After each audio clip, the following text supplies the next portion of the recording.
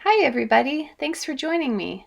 So, tomorrow is St. Patrick's Day, and considering what's happening in the world right now, I felt like we needed a cheerful, fun, playful, um, anxiety reducing illustration to work on. So, you can find the outline of this picture of mine on my website, and there's a link to it in the video description. And if you want to use that to sketch your outline from, you are most welcome to do that. So I'm starting now using a watercolor brush pen. This is an Arteza brand. And they're really fun because you can vary the quality of the line by pressing down harder or lighter with the pen. So here I'm kind of using the side of the pen brush stroke to get that inconsistent, kind of rough looking line for the stripes on her shirt. Um, and I'm just going over the outline that I had, and then I'll probably come back in and maybe add some shadows. I'm just going to finish her shirt off here, and then I'm going to work on the hand. I thought it would be fun to do a little play on the saying, when Irish eyes are smiling. So I'm trying to get a fashion illustration quality in this picture. So the brush pen is really great for that because fashion illustrators often are sketching really quickly, and so they use a lot of markers.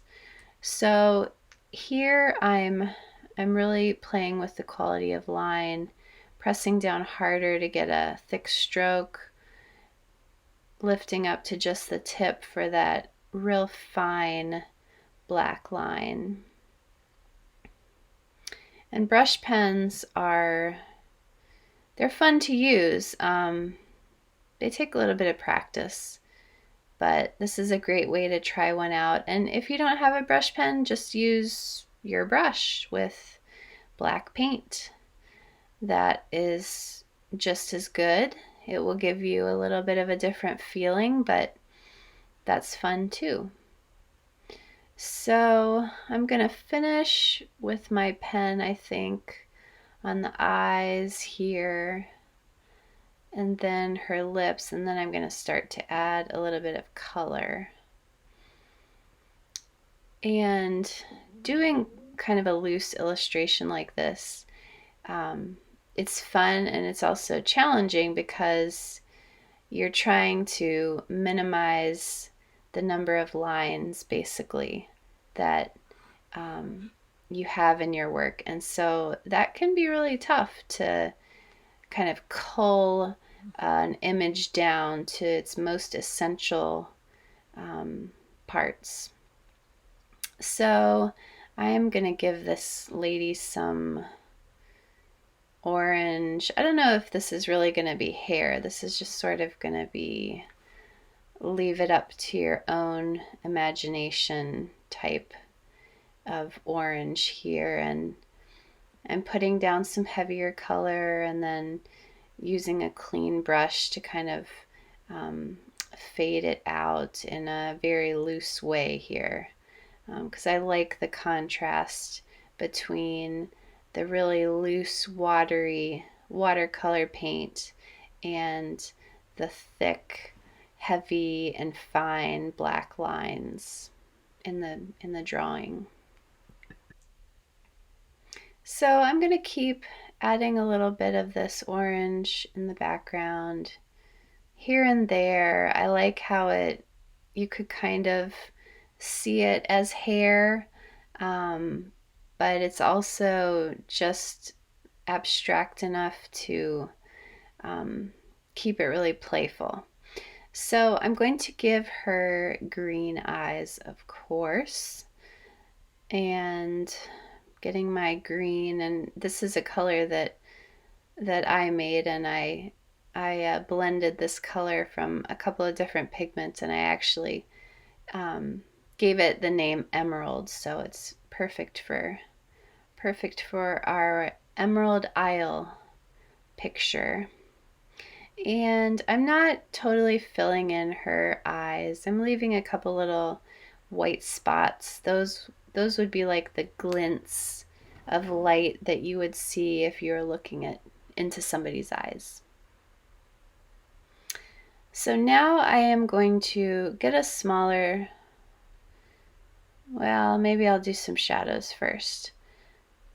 I'm just going to pull with just a plain wet brush. I'm pulling down on some of the lines that I did with my pen to turn them into paint. So that's what I'm doing here. She needs a little shadow under her neck, behind where her hand is. There will be a shadow. You could try a little bit of shadows under her eyes. I don't want to get too heavy with that because I don't want to make her look like she has a black eye. And let's see. I might leave it at that for now with my shadows. So now I'm wetting the shamrock that she's holding, and I'm going to drop in some different green colors to give that definition. And I'm gonna use a variety of greens. I'll use the same color I used for the eyes. I'm also going to use a lighter yellow green and maybe a couple other greenish tones in there. All right, I had to go get the mail. I'm back mixing up my greens, and I'm going to try for a few different shades of green, some blue greens, yellow greens, and I'm just dropping in the color to my shamrock here. It was wet before, it's a little drier now, so it's not spreading quite as easily, but that's fine. Just mix a little bit more water in there, and I'm gonna add some more yellow to make this distinctly different from her green in her eyes, and just leaving a couple little white highlights. Always like to try to do that so that I don't regret it later, because I can't add white back on top. I don't really like to use like a white gouache on top of my pictures. It just always seems kind of fake. I like the paper to shine through, so if I'm gonna keep something white, I need to save it at the beginning. So there's my shamrock, and now for her lips and her nails, I'm gonna do bright pink on her nails, I think, just to bring in a couple other colors. I need a smaller brush for this. Paint her nails on. And then for her lips, I'm going to try for more of a red color for her lips. So then I'll have mostly black and white with green, orange, and a pinky red. Alright, so I'm adding a few little shadows under her eyes, just pulling some of that black brush pen down with a wet brush. And all right.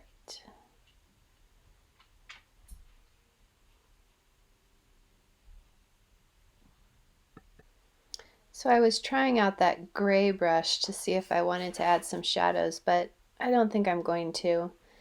I'm going to add some color to her lips now with more of a true red than that bright pink. Yeah, I like that.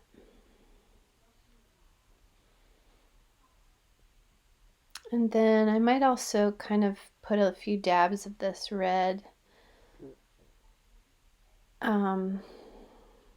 Maybe in her hair, heighten the shadows a little in her shirt. You can see I really like those stripes.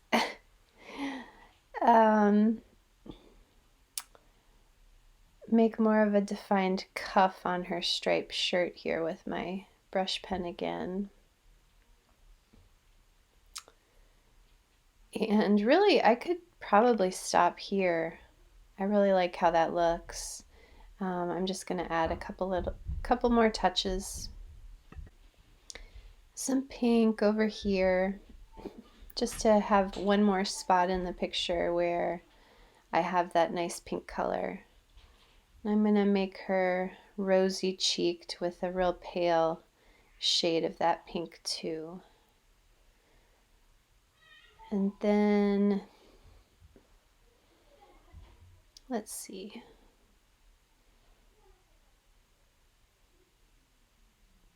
I need to add the pupils to the eyes. So just making sure that I'm not making them too big or too small. She'd look strange either way. There we go. That looks good. And then I'm going to outline this shamrock because I want it to have a little bit more definition. So I'm just going back and outlining it with my brush pen. And then I think I want to put some of the pale orangey color in her hand. Finishing the shamrock here. And then I might go back in and I could add a little of the green brush pen into the shamrock. I'm going to take some of that orange, that pale orange, heighten her blush a little bit, I guess, and then take some of the real pale, fleshy colored orange and give her hands some warmth. Yeah, I like that. That looks good. A couple more touches. And then that will do it. All right, so I've got some warmth in the hand, and I'm going to add just a little warm highlight to define her chin. Simple, and then maybe a little bounce of warmth on her forehead. And then I'm going to try to incorporate another place of green in the picture, and I think I'm going to add a couple little green stripes to her shirt. You can see I love stripes. It's always my outfit of choice. All right, so I'm mixing up a real nice emerald green, and there's my emerald stripes, just a couple places.